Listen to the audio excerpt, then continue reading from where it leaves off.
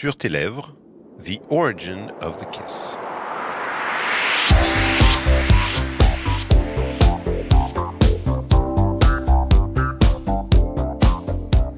Do you remember your first kiss?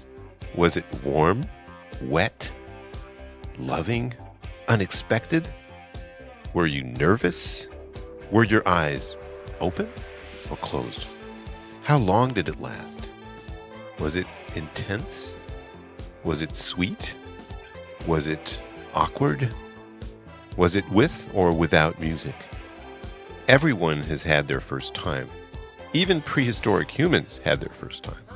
But who actually gave the first kiss?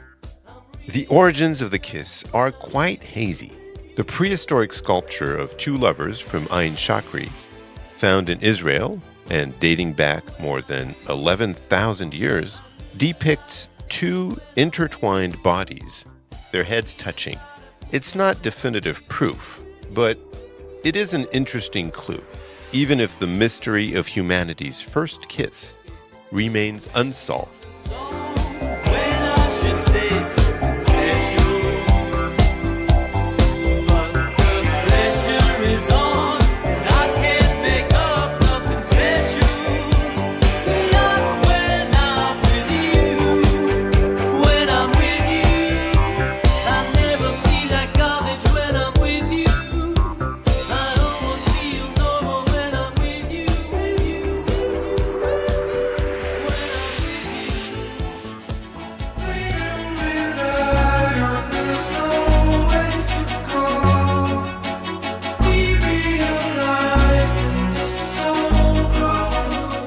Before I began this research on kissing, I approached it in a somewhat naive way, thinking that almost everywhere people kissed to express their love, and that it was a completely natural gesture.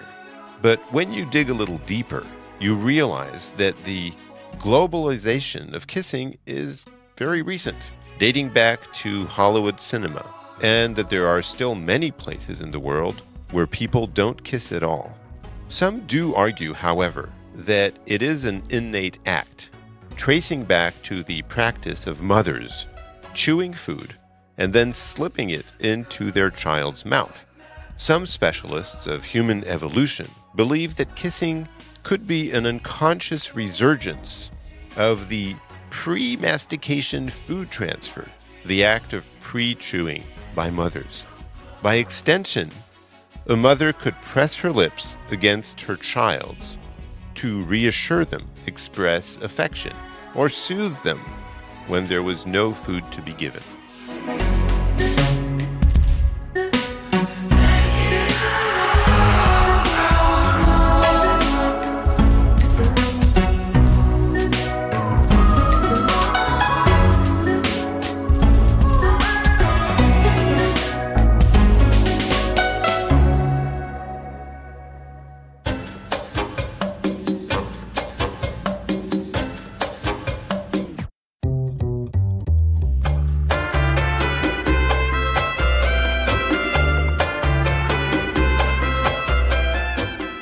Other scholars are quite skeptical of this perspective.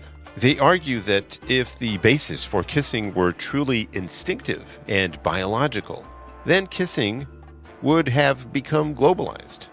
But that is far from being the case. In the 19th century, for example, Western kisses deeply shocked people in equatorial Africa, even among mothers who practiced pre-mastication to feed their children. We can clearly understand why making love is universal. Kissing, on the other hand, is not. It would therefore seem to be a cultural ritual.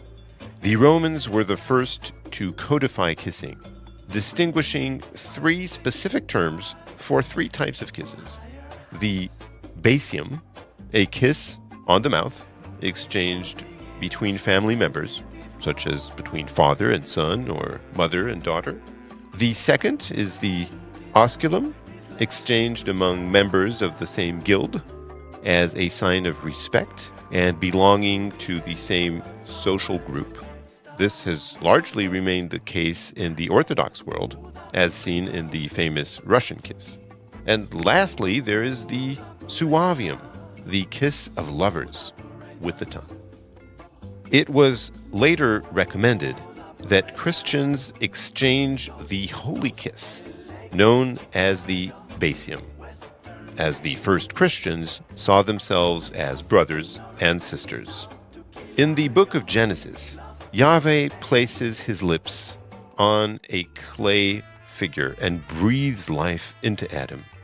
This, too, is a form of kiss.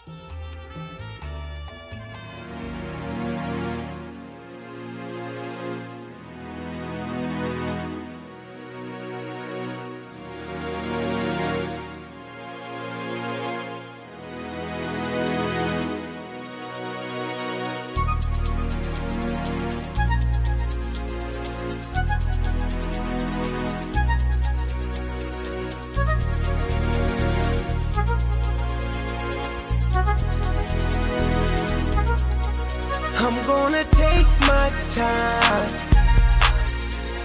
She gon' get hers before I'm gonna take it slow. I'm not gonna rush the stroke, so she can get a sensual seduction. So I can get a sensual seduction. So we can. In France and Italy, we supposedly hold the world record for the frequency of kissing on the mouth, with an average of 7 times per day, while in Japan, it drops to 1 kiss every 2 days. In the context of Asian culture, kissing is perceived as more of a caress, not something to be done in public or a sign of belonging. And it's definitely not the way to show that you're getting married. That is still a remnant of our Roman history. Joining the same family, we kiss on the mouth as members of this family. If we go back to the origins of kissing, some scientists suggest that we need to look much further into prehistoric times.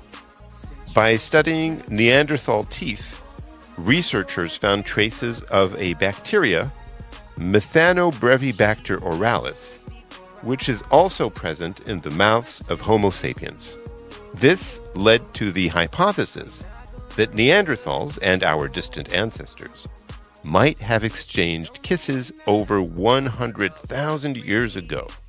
But were these kisses instinctive or cultural?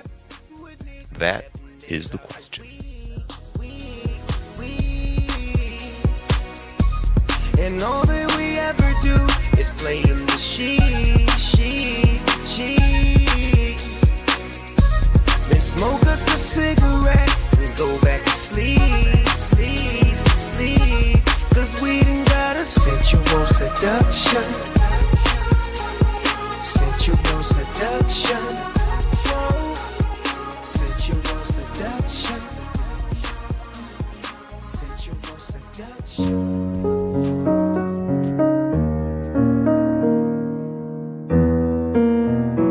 There are 2 works in the exhibition that are linked to this issue of the origins of the kiss. The first is by Jean-Michel Sanejouan. It looks like 2 pebbles kissing. Sanejouan enjoyed collecting stones, which he would then assemble. Sometimes he translated them into bronze sculptures, and other times into paintings he called painting sculptures. Each brushstroke is visible and expresses depth, using very thin paint and non-naturalistic colors. It evokes a sort of internal light.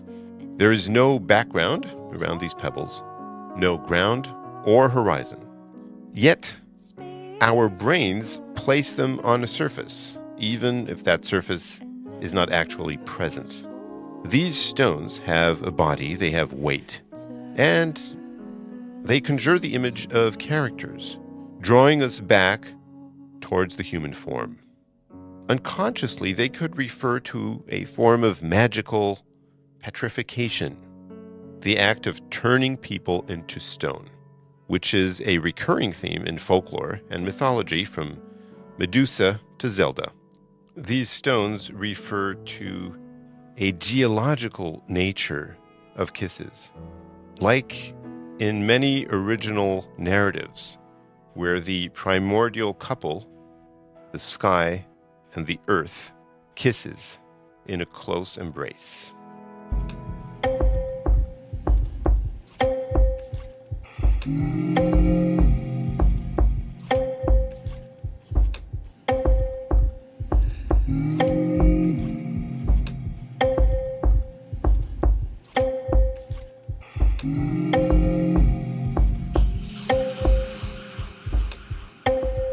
Jean-Michel Sanejouan states that for him, art becomes an adventure when it embraces the movements of life itself. Here, he gives us a kiss that embodies the birth of the world, the beginning of a very ancient, mysterious, and powerful geological life. The other artist who evokes the origins of kissing is Eli, who has 3 paintings in the exhibition. They represent bodies like breathing masses, filled with a particular breath. His paintings remind me of the stories of creators who give life by breathing it into their creation and receiving it back immediately, like a back and forth movement of breathing. For Eli, the kiss has an aerial nature, and it is always a little frightening, as if one were kissing the unknown, kissing darkness or the beyond. Eli recounts that his parents taught him when he was a small child that he must never sleep with his mouth open, or else ghosts would come to suck away his soul. Perhaps he had these stories in mind when he was painting these pictures that seem to come from the dawn of time.